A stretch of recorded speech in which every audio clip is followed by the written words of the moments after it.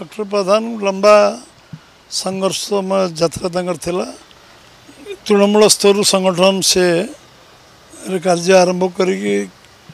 से सर्वोच्च शिखर में पहुँचते एवं आमर जो बीजेपी प्रतिकूल वातावरण काम करवा जो गोटे समस्त आह्वान थिला सेतबेले जो मैंने संगठन शक्तिशाली कर सी मुख्य पुरोधा थिले एवं आज निश्चित भाव में संगठन तो व्यापक क्षति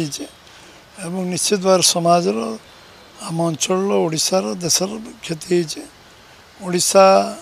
संगठन क्षेत्र में पारदर्शिता थिला संगठन कुशलता भी थिला एवं सरकारी स्तर मंत्री निज दक्षता को प्रतिपादन से करथिले एवं जातीय राजपथ जो सबुठ कम भारत वर्षर थिला 1500 किलोमीटर ताकू से 3400 किलोमीटर पहुँचेगा समर्थ होते बहुत कम समय भितर एवं दृष्टिकोण जिते बड़े जो काम सी लगुले से काम